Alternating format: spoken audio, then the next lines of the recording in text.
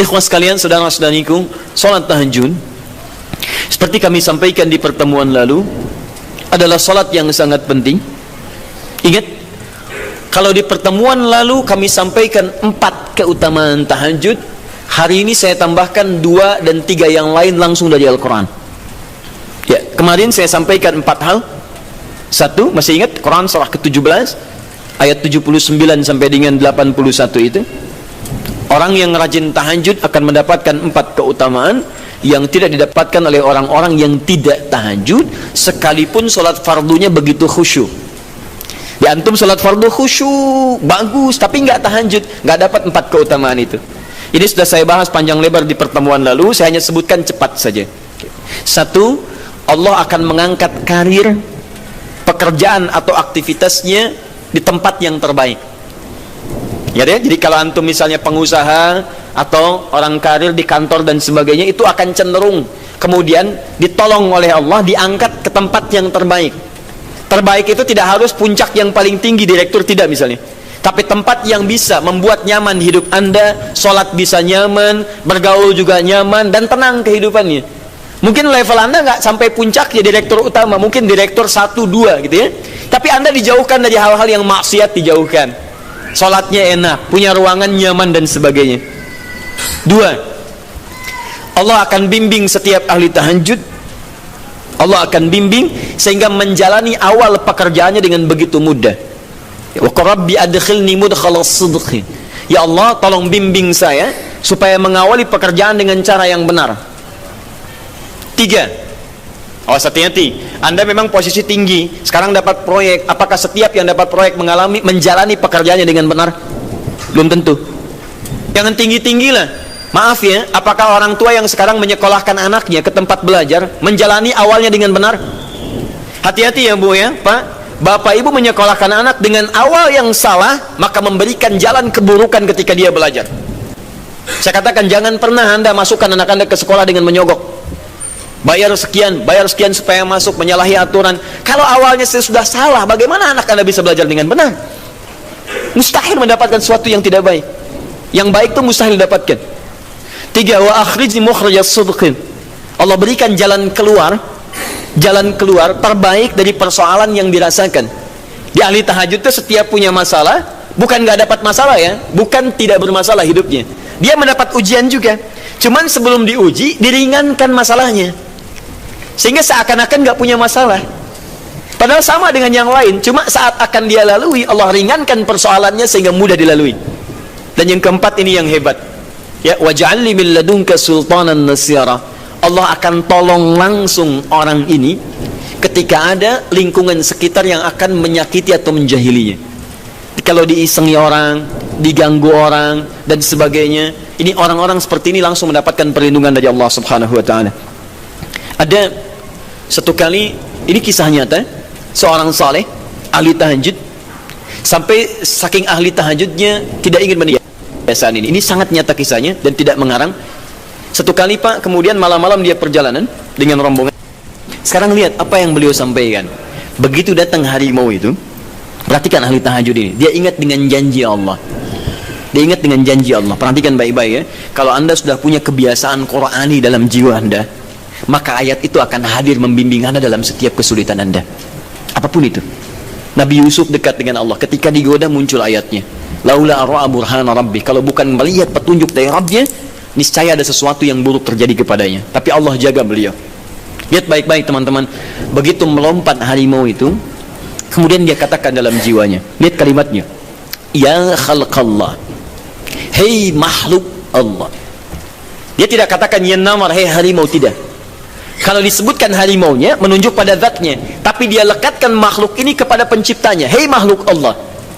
Ya khalqallah, hei makhluk Allah, jika saya memang rizki yang telah Allah tetapkan untukmu pada saat ini, maka saya ridho untuk engkau makan, silakan, tidak ada masalah.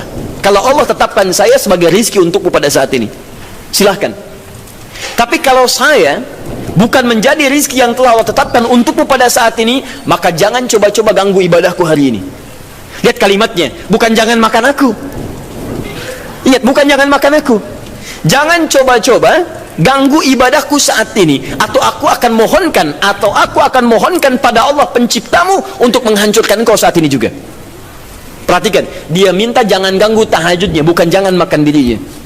Apa yang terjadi ketika dikaitkan dengan ayat perlindungan tentang tahajudnya, maka tiba-tiba harimau ini pergi meninggalkannya, mengaum sekali langsung pergi.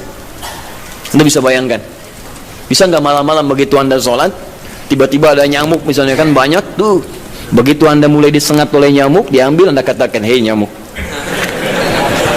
kalau ini memang rezeki yang telah Allah tetapkan untukmu saat ini, sedot sebanyak-banyaknya, saya ikhlas. Tapi kalau bukan, jangan coba-coba ganggu saya. Atau saya mohonkan kepada Allah pencipta untuk menghancurkan kau saat ini juga. Masya Allah. Kira-kira apa reaksi nyamuk? Makin banyak kayaknya. Coba cek. Berarti chemistry-nya harus lebih dibangun lagi. Tingkatkan. Itu waj'alni min ladunka sultanan nasira. Nah, maka teman-teman sekalian, dari 4 ini, kemudian Nabi menguatkan tentang itu sampai muncul ayat-ayat khusus dari Al-Quran untuk memberikan jaminan-jaminan. Ini tambahannya. Yang kelima, ini yang belum saya sampaikan pertemuan lalu. Kelima, salat tahajud itu adalah kebiasaan ahli surga saat di dunia. Jadi kalau Anda ingin melihat ahli surga yang hadir di dunia, salah satunya lihat kebiasaan salat malamnya. Bukan nonton bola. Dan tidak dikalahkan oleh bola. Dia nggak peduli mau Kroasia menang 2-1 lawan Inggris, dia nggak peduli. Ya, mau Prancis menang 1-0 lawan Belgia, dia nggak peduli. Pokoknya terserah, yang penting juaranya Prancis misalnya gitu kan. Tidak, dia nggak peduli mau siapapun, nggak ada masalah, dan tidak dikalahkan. Jadi kalau Anda ingin melihat kebiasaan ahli surga saat di dunia, lihat kebiasaan malamnya. Kalau dia bangun dan mengalahkan semua kebiasaan malam ahli dunia, maka itulah ahli surga. Salah satu kebiasaannya. Ya, kalau nanti turunan dari tahajud yang muncul, nanti saya terangkan. Yang berhasil tahajud, ciri-cirinya begini. Jadi jangan dilihat setiap yang malam sholat itu disebut ahli tahajud, belum tentu, ada ciri-cirinya. Tapi ciri yang pertama, yang melekat kuat, kelihatan nampak, pertama adalah ciri ahli surga, dia memiliki kecenderungan untuk sering bangun malam. Dalilnya Quran surah ke-51 ayat 15 sampai dengan ayat ke-17-nya. Innal muttaqina fi jannatin wa 'uyun, sungguh di antara orang takwa itu nanti akan ada yang mendapatkan hadiah taman surga.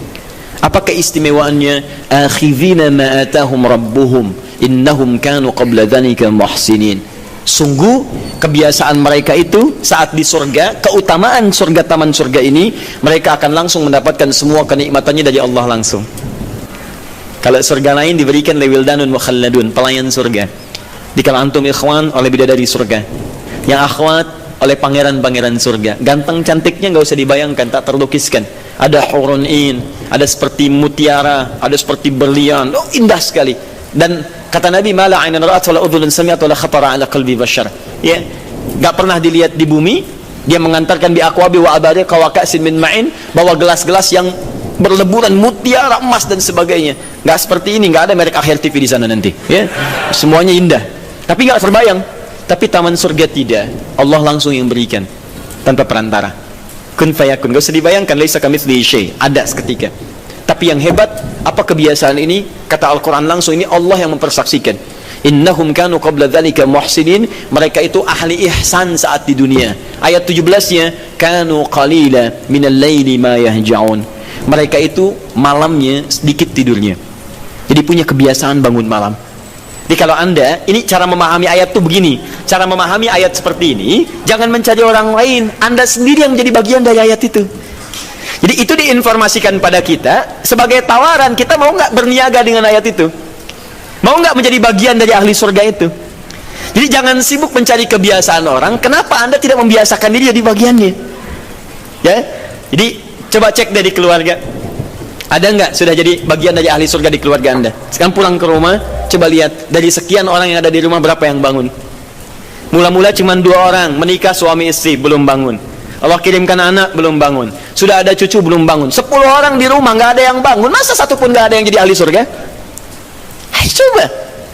Makanya karena saking tingginya ayat ini, Nabi sampai membangunkan istrinya, membangunkan menantunya, membangunkan anaknya Fatimah Az-Zahra, menantunya Ali bin Abi Thalib, dibangunkan oleh beliau, ayo bangun, bangun, bangun. Saking inginnya keluarga Nabi terpancar cahaya surga sejak mulai di dunianya.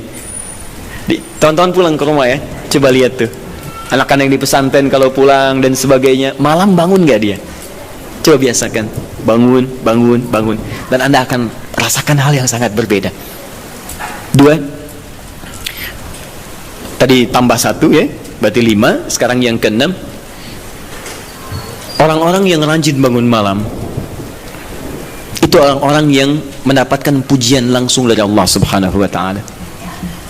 Jadi kalau Anda ingin melihat orang yang dipuji Allah, itu lihat orang yang sering bangun malam, tahajud.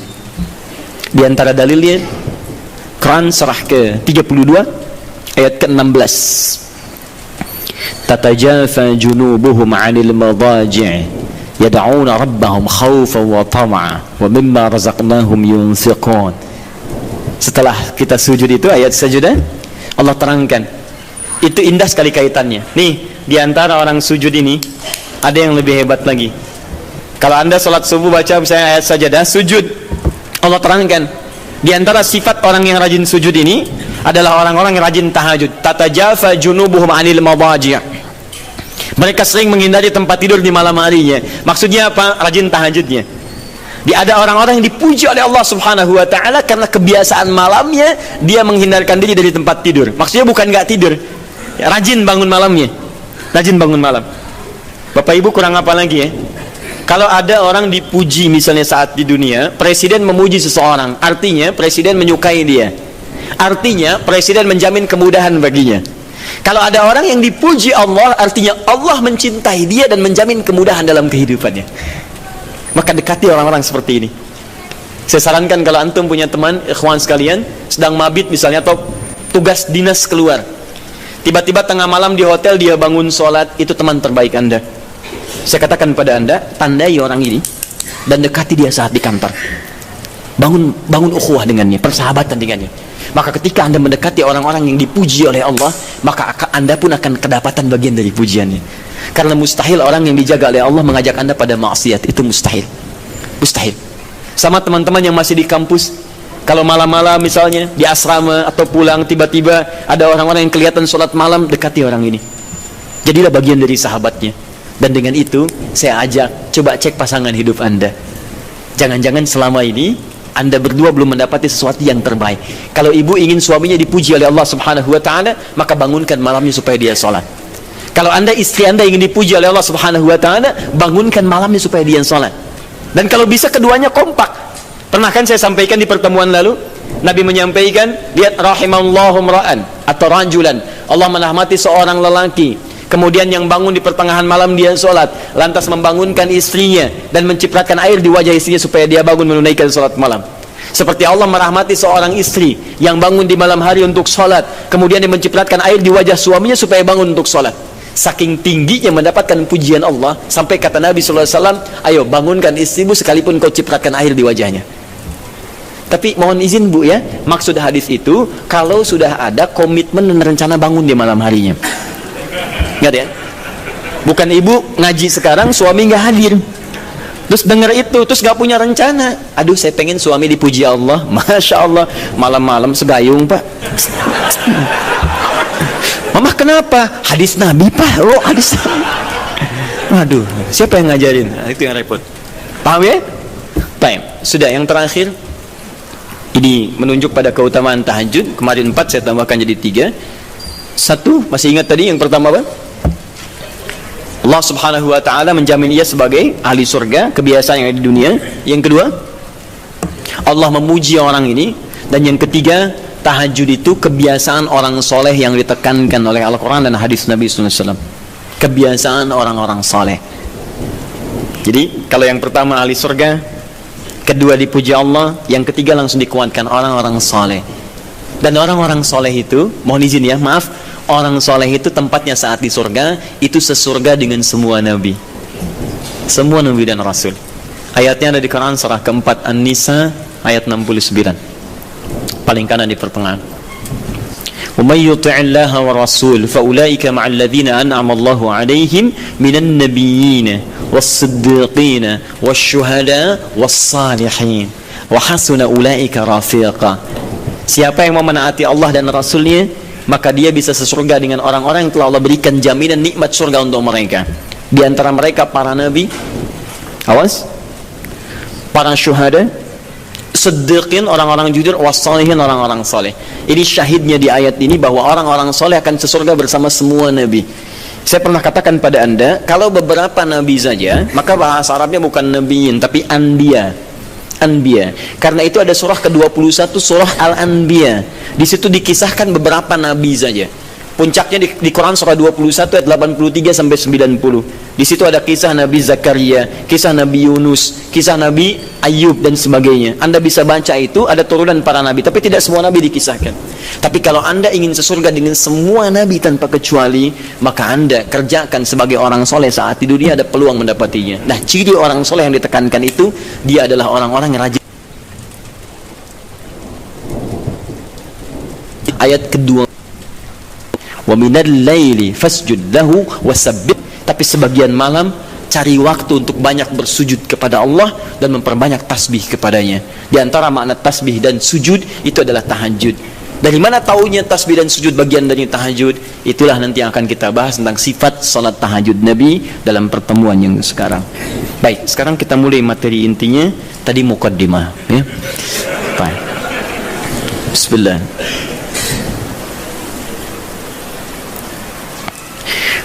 Bismillahirrahmanirrahim. Di pertemuan lalu kita telah bahas tentang jumlah rakaat salat malam. Kemudian di antara rakaat itu kita diberikan pilihan mana yang mau dipilih, silahkan, tidak ada masalah. Mau 11, mau 23, bahkan lebih daripada itu. Sekarang setelah diketahui jumlah rakaatnya, bagaimana cara menunaikannya? Baik. Hadis pertama, Abu Daud, nomor hadis 1369.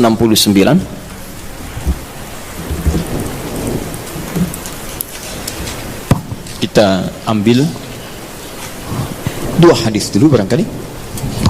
Bismillah. Satu, hadis riwayat Abu Daud. Masih ingat ya, Abu Daud nama aslinya Sulaiman dari Sijistan, dikenal dengan Sulaiman As-Sijistani. Dia rawinya Ibn Abbas radhiyallahu ta'ala anhuma. Baik. Yang kedua bisa diambil di Al-Bukhari.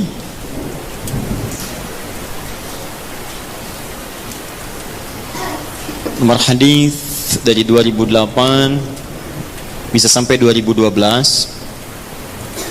Saya kasih jeda ke sini ke 2010-nya. Ini kebiasaan dengan Sayyidah Aisyah, ke sini dengan Sayyidina Umar bin Khattab radhiyallahu taala anhu. Tiga, bisa diambil hadis riwayat Muslim nomor hadis 763. Kita ambil tiga dulu karena waktu kita agak terbatas hari ini.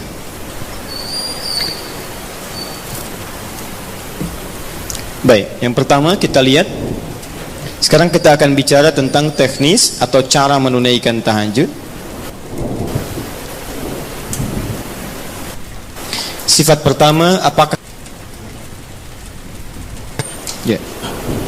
tahajud ditunaikan sendirian atau mana bacaan tahajud Nabi sampai dengan kesalam. Ya, kita mulai bagian pertama. Bismillahirrahmanirrahim, tentang persoalan apakah salat tahajud ditunaikan sendiri atau berjamaah. Kita ambil hadis pertama di Abu Daud nomor hadis 1369. Hadis ini telah kami kopikan tentang dari awal pembahasan dan alhamdulillah saya hakul yakin sudah dibagikan, ya. Mungkin sebagian yang datang pada kesempatan ini ada yang belum mendapatinya. Mudah-mudahan nanti kita tampilkan kembali untuk bisa dipahami dengan baik. Singkatnya adalah ketika Nabi sallallahu alaihi wasallam menginap di rumah istri beliau Sayyidah Maimunah, kemudian Ibnu Abbas radhiyallahu taala anhuma juga ingin menginap di rumah Sayyidah Maimunah. Setelah itu tujuannya untuk mengetahui kebiasaan Nabi. Ini Bapak Ibu, maaf ya, kalau saya harus sampaikan permohonan maaf di awal. Kebanyakan orang belajar hadis itu seringkali melewati muqaddimahnya, pengantar hadisnya. Hanya langsung ingin tahu poin-poinnya aja, isinya seperti apa. Padahal pengantar hadis itu memberikan inspirasi pada kita membentuk karakteristik seperti orang-orang baik di masa lalu. Jadi saya sarankan kepada Anda, kalau Anda belajar hadis, kemudian ingin Anda bahas, ada dua hal penting di hadis itu. Satu sanad, dua matan. Sanad itu adalah singkatnya silsilah periwayat hadis yang meriwayatkan hadis itu sampai pada kita. Siapa yang meriwayatkan hadisnya? Pelajari kenapa dia bisa meriwayatkan hadis, apa kebiasaannya. Yang kedua, matan. Matan itu isi hadisnya. Nah, sekarang lihat baik-baik ya. Ibnu Abbas ini yang meriwayatkan hadis kita ini, yang sampai kepada kita. Siapa Ibnu Abbas ini? Ini masih kecil anaknya. Ya, anaknya Abbas. Abbas punya dua anak laki-laki, satu Fudail, kedua Abdullah. Abdullah ini ketika dilahirkan, suasananya lahir tumbuh di akhir-akhir kehidupan Nabi SAW. Jadi masih kecil. Nabi meninggal dunia, wafat usianya masih 13-14 tahun. Tapi ingat betul, Abdullah kecil ini diinvestasikan oleh orang tuanya untuk belajar pengetahuan dari Nabi SAW. Di Abbas ini visinya dalam. Beliau itu pengusaha, Pak. Pengusaha. Sebelum masuk Islam itu ahli riba, rentenir pada saat itu. Bahkan riba yang dibebaskan pertama kali, ayat riba yang turun untuk membebaskan ribanya Abbas. Dibebaskan, begitu keluar dari jerat-jerat yang buruk itu, usahanya meningkat jadi kaya. Tapi hebatnya, status kekayaannya tidak melunturkan visi hidupnya untuk mendekatkan anaknya dekat dengan Nabi SAW. Jadi tidak menghalangi Anda boleh jadi direktur apapun, silahkan. Direktur A, direktur B, pengusaha A, pengusaha B, nggak jadi masalah. Tapi masa iya sih dari sekian anak Anda nggak ada yang hafal Quran? Anda harus punya cita-cita. Nih, saya bekerja di sini, saya belum hafal Quran, tapi anak saya dia mesti hafal. Anak Anda empatkan, yang pertama ini penghafal Quran, yang kedua ahli hadis, ketiga ahli tafsir, keempat ahli fiqih. Allahu Akbar. Begitu Anda mendapatkan kesulitan di rumah tentang hal tertentu, anak Anda solusinya di situ. Begitu mendapatkan masalah, kakak sini, apa ayatnya? Oh ini ayat, bla bla bla bla bla. Wah, selesai. Masya Allah. Adik, hadis siapa yang menguatkan ini? Ini ayat. Anbada kalau Rasulullah SAW. Selesai. Apa hukum fikihnya? Ini ayat. Masya Allah. Apa turunan tafsirnya? Ini abi. Masya Allah. Sudah. Ustaz nggak laku. Nggak lengkap di rumah. Ya. Nah, ini disiapkan oleh Abbas, anak pertama saya. Karena dia sudah dewasa, maka saya hibahkan untuk membantu Nabi. Makanya banyak kisah tentang sirah Nabawiyah wafatnya Nabi, itu hanya berhenti wafat di pangkuan Sayyidah Aisyah. Berwudu, sholat, di pangkuan Sayyidah Aisyah wafat. Tapi siapakah yang membawakan air wudunya? Fudail, kakaknya Abdullah. Beliau yang bawakan air wudunya. Berwudu Nabi kemudian dengan bejana itu. Dan itu sampai berkhidmat pada Rasulullah sampai di akhir hidupnya. Tapi yang kecil ini langsung dihadirkan nuansa cinta kepada Nabi untuk mempelajari bagian kesolehan dan pengetahuannya. Ini tandanya seperti ini. Maksudnya adalah, kata para ulama hadis, jika Anda memiliki anak-anak yang serupa, laki-laki atau yang sebagainya, kemudian menemukan orang-orang soleh sekitaran Anda, maka dekatkan anak itu kepada dirinya atau majlisnya. Hadirkan. Kami dulu waktu belajar terbiasa, di mana ada syekh, kita lazimi syekh itu, sekalipun kami jadi pembantunya. Itu biasa. Bawakan tasnya. Begitu bawakan tas, di jalan kita tanya masalah hukum dan sebagainya. Kadang kami gorengkan makanan untuknya. Begitu digorengkan, selesai dihidangkan, itulah yang hadir dari lisan beliau. Kalau Rasulullah SAW bersabda, jika kamu menghidangkan makanan begini, wah, datang kepada kita tuh. Diindah. Jadi niat kita itu untuk belajar. Sama ya, dulu Ja'far As-Shadiq punya pembantunya sampai hafal Quran untuk memahami akhlaknya, sampai tahu kebiasaannya. Tahu Anda kisahnya? Satu ketika kemudian datang seorang tamu, tiba-tiba dia bawakan air. Begitu bawakan air, terpleset, jatuhlah kemudian air itu, gelasnya kemudian airnya tumpah mengenai jubah tuannya. Begitu terkena jubahnya, wajahnya berubah. Dia tahu, kata pembantunya, Masya Allah, ini ahli surga nih. Ahli surga itu turun ayatnya, Quran surah Ali Imran surah ketiga ayat 133 sampai 134. Kata pembantunya, wal kadhiminal ghaidha, ahli surga sanggup menahan marah. Kata Ja'far, saya nggak marah. Pembantunya tahu sekarang nggak marah, tapi mungkin belum tentu memaafkan. Teruskan ayatnya, wal afina 'anin nas, dan Allah menyukai orang-orang yang memberikan maaf pada orang lain. Kata Ja'far, saya maafkan. Yang hebat yang ketiga, beliau tahu Ja'far punya kebiasaan untuk sedekah. 2000 dinar selalu ada dalam kantungnya. Kata pembantunya, Allahu yuhibbul muhsinin, dan Allah senang pada orang-orang yang berbuat baik. Kata Ja'far, dikeluarkan 2000 dinar, saya berikan sekarang, kamu bebas, gak usah jadi pembantu saya lagi. Masya Allah. Luar biasa. Dan itu kisah-kisah itu banyak, teman-teman. Anda bisa gali kisah-kisah yang bisa menguatkan iman kita. Jangan cuma cari bacaan-bacaan gak jelas tuh, ngapain? Main tik-tok, gak ada kerjaan. Itu apa gitu? Saya aja bingung, ada orang sampai ngerjain ini, saya nggak tahu itu apa gitu ya. Cuma lihat di berita kok, kenapa gitu? Dan nggak ada faedahnya, kenapa sih? Kenapa nggak cari tentang kisah-kisah soleh orang dulu, terus praktekkan di rumah, bisa menguatkan iman kita. Nah, salah satunya Ibnu Abbas. Jadi Anda, maaf ya, kisah ini kita tarik sebagai inspirasi. Kalau Anda sudah berkeluarga, coba di antara sekian anak itu mesti disiapkan, ini mau jadi apa, ini jadi apa, dan ada kebanggaan di akhirat nanti. Misalnya ini nanti yang pakaikan mahkota kami di akhirat saat kami pulang menghadap Allah. Siapkan, semua harus hafal Quran. Semua hafal Quran. Nanti spesifikasinya, ini ahlinya qiraat, ini hadisnya dan sebagainya. Ibnu Abbas disiapkan oleh orang tuanya, maka dia melazimi Nabi SAW karena bagian dari keluarganya. Usia masih 3-4 tahun, datang ke rumah bibinya Maimunah, kemudian tidur di rumahnya dan bangun saat di pertengahan malam. Kisah bangunnya sampai dengan wudu sudah selesai, kita akan masuk kepada fase tahajudnya. Begitu Nabi malamnya akan sholat, maka Ibnu Abbas tiba-tiba masuk ke barisan, menjadi saf bagian dari Nabi, sholatlah di belakang Nabi sebagai makmum. Lihat ya, jadi Nabi sedang sholat, saya ilustrasikan ya, misal ini sedang sholat, tiba-tiba Ibnu Abbas dari belakang ikut sholat sebagai makmum.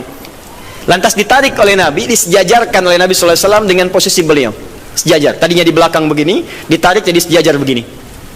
Paham? Disejajarkan seperti ini. Hadis ini sering digunakan dalil oleh teman-teman kita tentang kebolehan menyusun saf laki-laki dan perempuan dengan posisi sejajar bila imamnya satu dan makmumnya satu.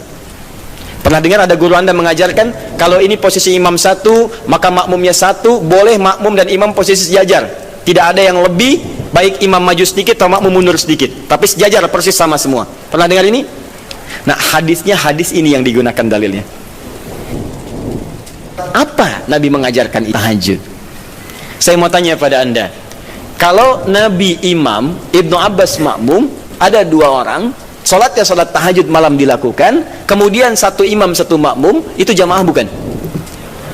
Jamaah, karena syarat sholat berjamaah minimal terdiri dari dua orang, satu imam, yang satu lagi makmum. Maka kita sepakati dulu yang pertama. Yang pertama kita sepakati, dalam hadis ini ada petunjuk atau isyarat kebolehan menunaikan tahajud dengan berjamaah. Satu, bolehnya tahajud berjamaah. Nah, awas, di sini ulama sepakat ya, awas hati-hati. Tidak ada yang tidak sepakat. Jadi kalau Anda yang tidak sepakat, Anda sendiri yang salah. Ya? Nabi mengerjakan, sahabat mengiyakan, ulama sepakat. Anda Nabi bukan, sahabat bukan, ulama juga belum. Anda tidak sepakat, Anda siapa? Ya, baik. Cuma nanti perbedaannya, kapan kebolehan ini bisa berlaku? Hanya bedanya di situ saja nanti. Kalau jamaahnya sepakat boleh, tapi kapan dibolehkannya? Dalam suasana apa? Apakah dalam setiap waktu boleh berjamaah atau dalam keadaan tertentu berjamaah? Paham ya? Tapi saya ingin katakan bahwa ada kasus Nabi pernah sholat malam, kemudian ada makmum di belakang dan dibenarkan oleh Nabi. Kalaulah tahajud berjamaah itu dilarang, Nabi akan katakan, ngapain ikut sini, sebelah sana aja. Ya, misal, atau ini jangan berjamaah, ini tidak benar, yang bagus sendiri-sendiri aja. Ya, atau ngapain ikut bid'ah? Ya, tidak ya, baik, tidak. Tapi Nabi akan katakan, kamu sebelah sana, saya sini. Tapi ketika Nabi tidak melarangnya, bahkan menarik dan menyejajarkan, ini menunjukkan ada kebolehan dalam sholat berjamaah yang dimaksudkan. Jelas sampai sini? Paham ya?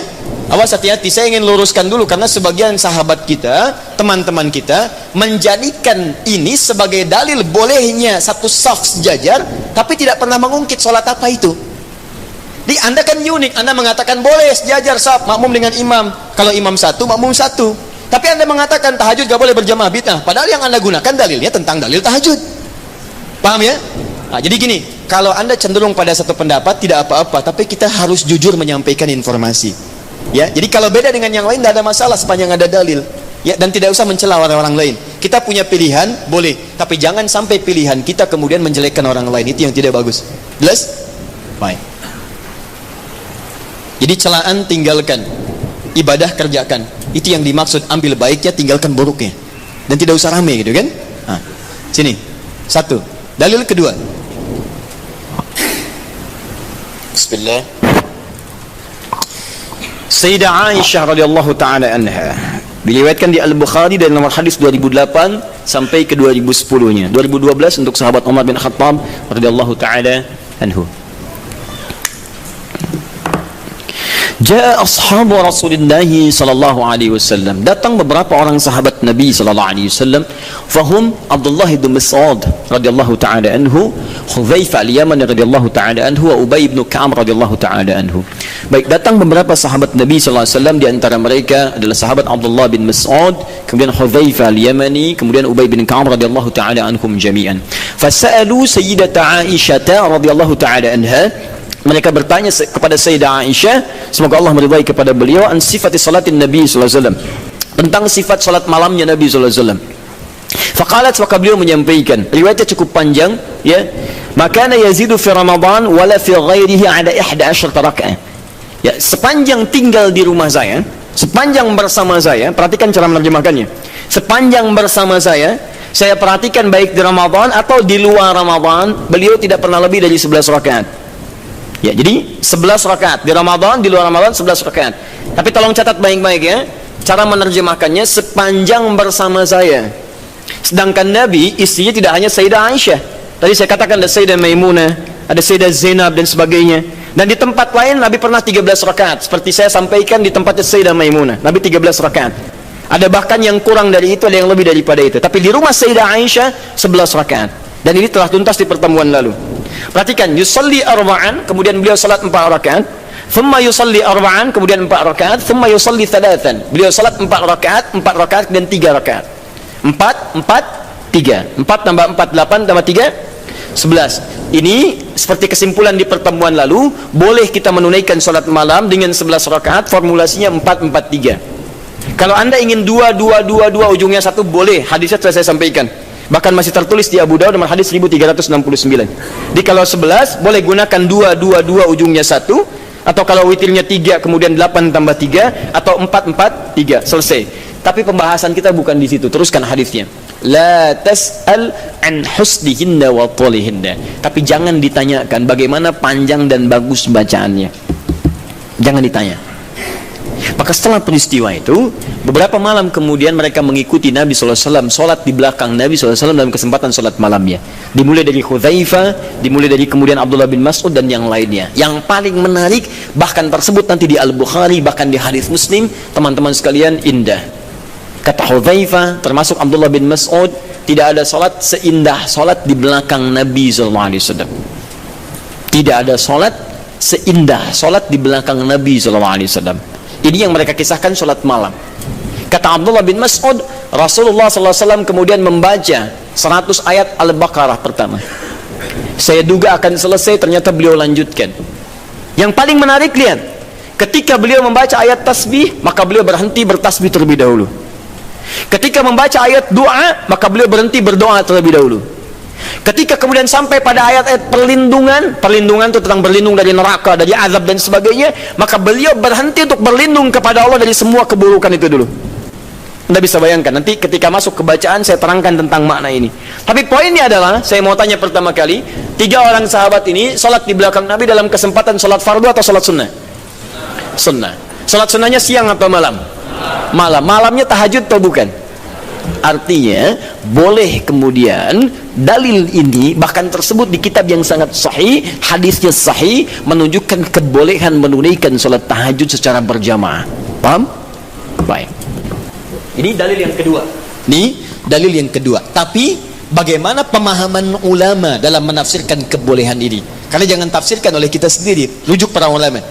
Ibnu Majah nomor hadis 233. Innal ulama warathatul anbiya. Sungguh para ulama itu pewaris para nabi. Wa innal anbiya la yurithuna dirhaman wala dinaran walakinnahum yurithuna al-ilma. Sedangkan para nabi tidak pernah mewariskan dinar dan dirham, mereka mewariskan pengetahuan. Artinya, kalau ada ilmu yang pernah disampaikan oleh nabi, maka kita harus merujuk pada pemahaman ulama. Bagaimana mereka menafsirkannya? Paham ya? Awas, dan ulama itu luar biasa. Mereka belajar puluhan tahun. Imam Al-Bukhari itu menulis Sahih Al-Bukhari 16 tahun. Sebagian di Mekah disempurnakan di Madinah. Lalu Anda menyimpulkan dalam 16 jam, mustahil, ya? Nah, ini dalil-dalil tadi menunjukkan kebolehan sholat berjamaah. Lantas bagaimana memahami tentang kisah-kisah tadi dalam kebolehan yang dimaksudkan? Maka ulama terbagi pada 2 pendapat utama dari sini. Dan ini yang boleh kemudian kita amalkan dalam kehidupan. 1,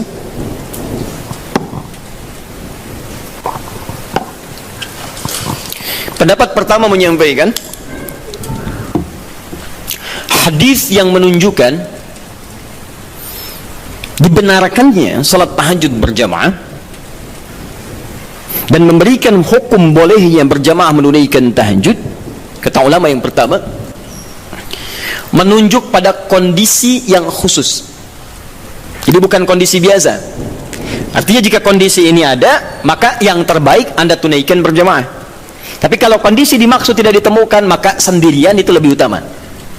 Apa kondisinya? Satu,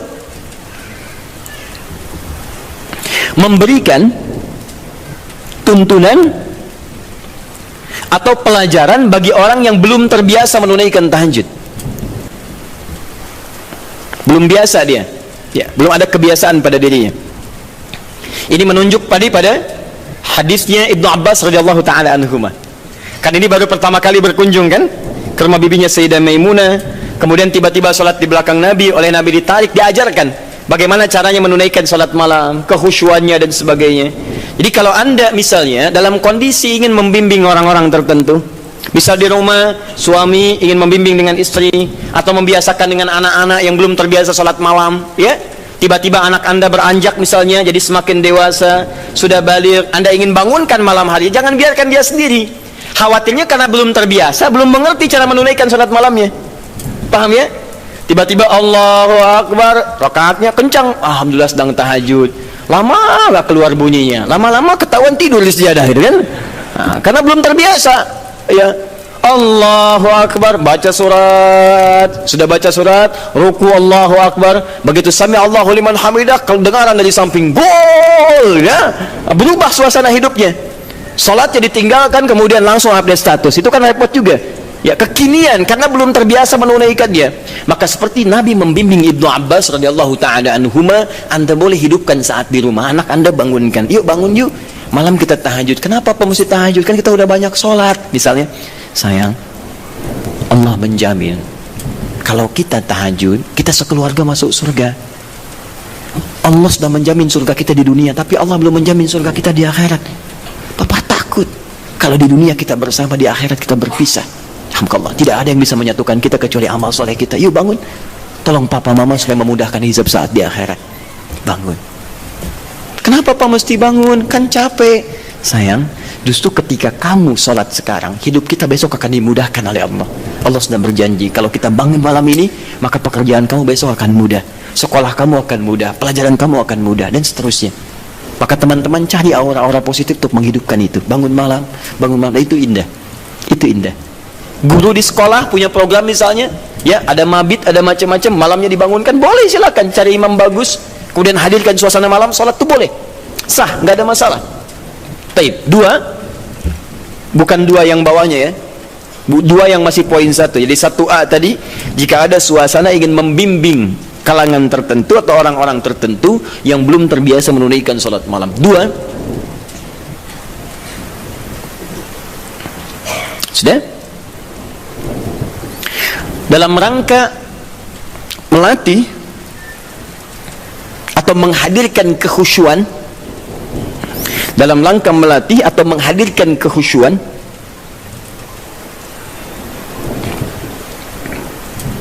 juga menyempurnakan hafalan Al-Quran. Melatih, menghadirkan kekhusyuan, juga menyempurnakan hafalan Al-Quran. Ini kebolehan ini diikat pada suasana yang kedua ini. Contohnya tadi peristiwa beberapa sahabat tadi. Ya, mereka biasa salat malam, cuman ingin bertanya bagaimana salat malamnya Nabi, ingin merasakan kehusyuan tersendiri.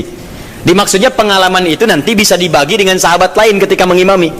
Visi sahabat begitu Pak, Bu. Di sahabat-sahabat ini kadang ngejar Nabi supaya bisa diamalkan lagi dalam kesempatan lain. Misal Mu'adz bin Jabal itu ngejar Nabi, bagaimana sifat salat fardunya. Begitu mendapati kebiasaan Nabi, oh Masya Allah, begitu Mu'adz salat di belakang Nabi, Allahu Akbar. Salat isya'nya teman-teman sekalian itu sampai Al-Baqarah 100 ayat, baru kemudian selesai salam. Begitu mendapatkan pengalaman itu, Mu'adz kemudian pergi ke tempat beliau jadi imam. Saat jadi imam, beliau imami persis sama dengan cara mengimami Nabi. Isya'nya Al-Baqarah, rakaat pertama 100 ayat, rakaat kedua 100 ayat yang lainnya. Jadi selesai kemudian salat isya 200 ayat paling minimal. Kadang-kadang selesai ke Al-Baqarah. Begitu lihat makmum ke belakang, mulai berkurang. Kata Muaz, munafik nih orang-orang, nggak mau sholat dengan saya. Karena tanda orang munafik salah satunya adalah malas menunaikan sholat isya dan sholat subuh. Keberatan para sahabat yang disebut munafik oleh Muaz. Kami tidak munafik, diadukan pada Nabi. Begitu diadukan, Muaz dipanggil. Muaz, kenapa? Ya Rasulullah, saya imami mereka sholat malam, sholat isya. Mereka tiba-tiba menghilang. Ada yang lemas, ada yang tidak ikut. Mereka munafik. Bukan kata Anda munafik orang-orang malas sholat isya? Lalu ditanya oleh Nabi, kenapa kalian tidak ikut sholat dengan Muaz? Ya Rasulullah, bukan kami nggak ikut, cuman kepanjangan. Kami udah kerja begini capek, diimamin begini, kami juga capek kan ya? Nah itu zaman Nabi sudah ada sebagian seperti itu. Maka kata Rasulullah, kenapa Muaz kamu terlampau panjang? Kata Muaz, ya Rasulullah, saya akan ikut Anda. Anda ngimami saya begini, saya praktekkan. Tapi Nabi perhatikan, lebih pintar, karena Allah berikan bimbingan. Ya Muaz, perhatikan baik-baik. Saya baca panjang karena makmum saya itu kamu. Tapi kamu baca panjang, makmum kamu mereka. Tidak sama. Kalimat itu yang di copy paste oleh sahabat Ali bin Abi Thalib ketika kemudian disoal oleh masyarakatnya pada saat itu. Kata rakyatnya, Ali, kenapa pemerintahan kamu banyak masalah? Pemerintahan pada masa Utsman tidak begini. Umar lebih bagus daripada ini. Abu Bakar lebih bagus lagi. Pemerintahan kamu banyak masalah. Kata Ali, waktu Abu Bakar, Umar, Utsman, rakyatnya saya. Tapi waktu saya, rakyatnya kalian. Itu masalahnya. Paham ya? Baik. Nah, yang tiga sahabat tadi, Abdullah bin Mas'ud radhiyallahu taala anhu, kemudian Ubay bin Ka'ab dan Hudzaifah al-Yamani, itu mencoba merasakan kehusyuan salat di belakang Nabi supaya aura khusyuk itu bisa dipraktekkan sekalipun sedang salat sendirian. Berapa lama sih salat Madu itu? Berapa panjang? Penasaran kok disebutkan panjang aja, jangan tanya panjangnya. Saya pengen ikut.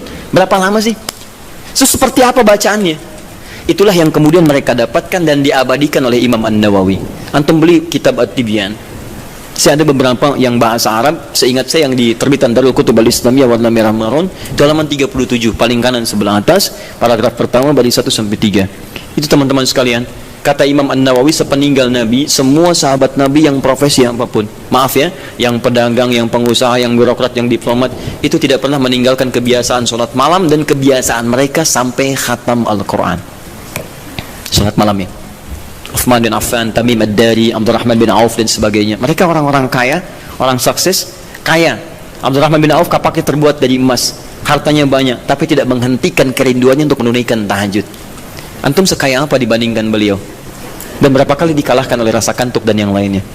Orang kaya sekarang belum tentu ada yang kapaknya terbuat dari emas. Tanyakan Bill Gates, orang paling kaya sekarang, istrinya Melinda Gates. Tanyakan, punya kapak nggak? Belum tentu punya. Minyak angin aja nggak punya, cap kapak ya. Jadi itu ya. Jadi kalau Anda ingin merasakan misalnya kehusyuan, kenikmatan sholat, Anda boleh malam datang, misalnya ada imam yang bagus, bacaannya indah, sehingga beberapa bagian tertentu terces lagi, ya enak, dapat imam bagus. Seperti saat Ramadan Anda mencari imam yang bagus, itu boleh. Ada kebiasaan-kebiasaan di teman-teman, terutama Masya Allah, anak-anak pesantren Hidayatullah itu. Demi Allah saya katakan, itu diantara kebiasaan mereka pada umumnya tidak pernah meninggalkan tahajud malam, terkhusus malam Jumat. Anak-anak itu tuh yang luar biasa. Jarang diekspos ya, tapi saya sampaikan supaya kita ikuti kebiasaan itu. Antum boleh misalnya satu malam cari waktu, terus imam yang bagus, sholat tibla, supaya mendapatkan kehusuan tersendiri, itu sah dilakukan. Seperti para sahabat pernah melakukan. Dalilnya ini, hadis sahih, dibenarkan oleh para ulama, dan sah hukumnya. Ini kata para ulama yang pertama, dibolehkan sholat tahajud berjamaah dalam konteks ini saja. Ini yang tekstual. Di luar ini, kerjakan masing-masing. Jelas sampai sini? Baik. Yang kedua, berpendapat para ulama, hadis ini menunjukkan kebolehan mutlak berjamaah. Tak perlu diikat oleh kondisi. Artinya kalau mau jamaah, jamaah aja. Kalau enggak, bolehnya mutlak. Kenapa? Karena Nabi pun tidak memberikan petunjuk syarat khusus. Nabi tidak pernah mengatakan, boleh tahajud kalian kalau ada keperluan aja, atau kalau ingin menghadirkan kehusyuan. Kalau tidak, ya sudah, nggak usah.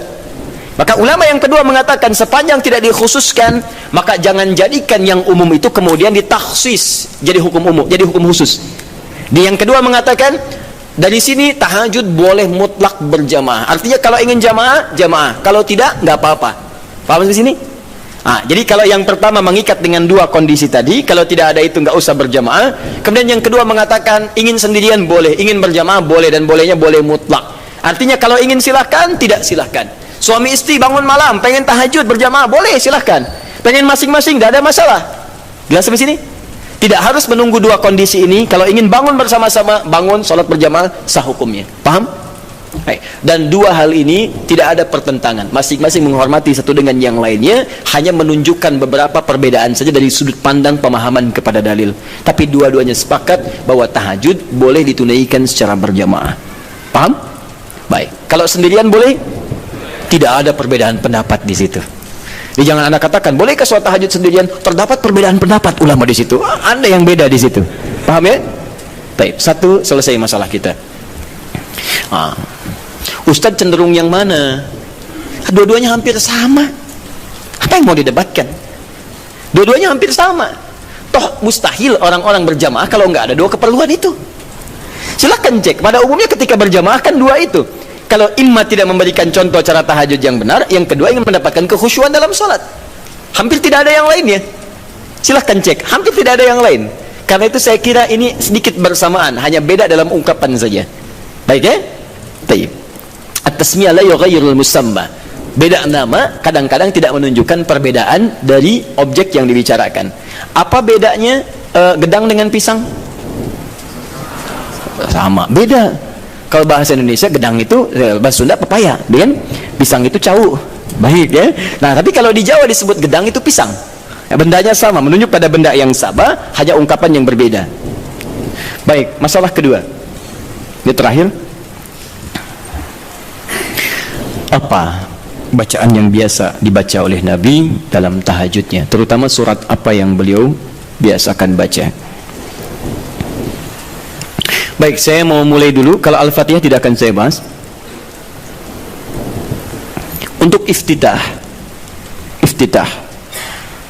pembuka ringan, ada 12 doa iftitah. Iftitah atau istiftah? Iftitah. Baik, satu iftitah, dua istiftah. Satu atau dua yang benar? Yang satu angkat tangan. Yang dua? Anda maunya apa sebetulnya? Satu tidak, dua tidak. Baiklah. Alhamdulillah, hari ini spesial. Tulis sendiri, ngapus sendiri, terangkan sendiri, pilih sendiri. Tayyib. Ke atas saja ini. Satu iftitah. Dua istiftah. Ini istiftah. Satu atau dua? Satu yang ini ya. Baik, yang ini benar tidak? Tayyib. Kalau tidak tahu katakan Allahu a'lam. Baik. Dua-duanya benar tulisannya. Betul. Satu iftitah, dua istiftah. Benar tulisannya. Apa perbedaan keduanya? Satu iftitah itu lebih sedikit hurufnya dan lebih pendek bacaannya dibanding istiftah. Tidak percaya baca. Iftitah satu, dua istiftah. Lebih banyak mana hurufnya, satu atau dua? Dua. Panjang mana? Sekarang kita pakai menggunakan ilmu bahasanya, ilmu lughah. Kaidah berkata, ziyadatul mabna tadullu ala ziyadatil ma'na. Ketika hurufnya bertambah, maka menunjukkan maknanya pun lebih luas. Jadi kalau ada huruf lebih panjang, maka maknanya lebih panjang dibandingkan dengan yang hurufnya sedikit. Artinya kalau iftitah itu pembuka yang ringan, singkat, padat. Kalau istiftah pembuka yang agak panjang, kalimatnya lebih panjang dari yang pertama. Nah, Bapak Ibu sekalian, doa pembuka dalam sholat sebelum Al-Fatihah itu ada 12 jenis, 12 ragam. Ada yang pendek, ada yang panjang. Ada yang pendek, ada a'udzubillahi samil alim minasyaitonir rajim min hamazihi wa nafthihi wa nafthihi. Sudah selesai. Allahu akbar kabira walhamdulillahi katsira subhanallahi bukratan wa asila. Selesai. Awas, hati-hati ya. Nanti kita belum hapus nih. Nanti kalau sudah saya katakan hapus, nanti insyaallah akan dihapus. Khair insyaallah. Semoga Allah ampuni dosanya. Tulis lagi. Baik. Jadi kalau pendek ada Allahu akbar kabira alhamdulillahi katsira subhanallahi bukratan wa asila. Ada. Yang panjang ada. Allahumma ba'id baini wa baina khataayaya kama ba'adta bainal masyriqi wal maghrib. Allahumma naqqini minal khataaya, dan seterusnya. Misal ada lagi yang wajjahtu wajhiya lillazi fatara samawati wal ardh, dan seterusnya. Itu panjang. Ya, Allahumma ya Rabb Jibril wa Mikail, itu panjang. Jadi kalau panjang disebutnya istiftah, kalau pendek disebut iftitah. Itu penting dipahami dulu nanti, karena dalam kitab-kitab fiqih kadang disebut iftitah, kadang disebut istiftah. Kita mesti paham. Nah, sunnahnya di mana ini ditempatkan, kapan baca yang iftitah pendek, kapan baca yang panjang. Maka saya sampaikan pada Anda, kebiasaan Nabi kalau beliau sholat dalam situasi yang sedang dikejar oleh aktivitas yang lain, misal safar atau kondisi mendesak, maka beliau tidak pernah membaca yang panjang-panjang, singkat. Allahu akbar kabir, alhamdulillah katsira, subhanallah bukratan wa asila, selesai. Kalau Anda baca wajah itu setelah itu artinya dua doa digabungkan jadi satu. Jelas ya? Tayyib. Kalau kemudian Anda bacakan a'udzubillahi samil alim minasyaitonir rajim min hamazati wa nafthihi wa nafthihi, selesai. Pendek, itu yang iftitah. Jadi kalau Anda dalam sholat-sholat di qasar, saat safar, jangan baca yang panjang-panjang. Sholatnya aja di qasar, kenapa iftitahnya dipanjangin? Kadang bahkan nggak dibaca sama sekali. Seperti dalam sholat tarawih, lebih pendek lagi. Ya, jadi dan seterusnya. Jadi teman-teman, itu penggunaannya. Kalau dalam sholat-sholat fardu baca yang menengah, Allahumma ba'id dan sebagainya. Tapi dalam sholat malam, apalagi dalam sholat sendirian, yang kekhusyuan terjadi antara pribadi dengan Allah, tersambung dengan Allah Subhanahu wa taala, maka Nabi seringkali memilih yang panjang dalam iftitahnya. Maka dipilihlah kemudian yang istiftah. Allahumma ya Rabb Jibril wa Mikail dan seterusnya, atau yang wajjahtu wajhal ladzi fatara as-samawati wal arda hanifan musliman wa ana minal musyrikin dan seterusnya. Itu panjang. Itu boleh. Bacakan, pilih yang paling panjang sehingga ada getaran-getaran pada jiwa, ada semacam warming up, kita lebih tersambung dulu sebelum membaca surat-surat yang lainnya. Ini koreksi ya bagi diri saya pribadi, dan juga pengingat bagi Bapak Ibu sekalian. Maaf sebesar-besarnya, ada sindiran halus dalam Quran tapi begitu tajam maknanya.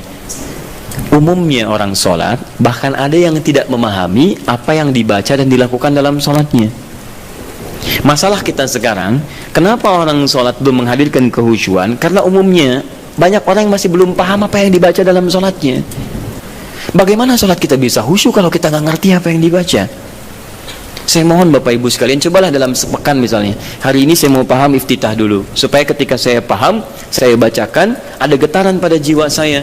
Sahabat Abu Bakar saja itu baru takbir, Pak, takbir itu sudah gemetar dan menangis, baru Allahu Akbar.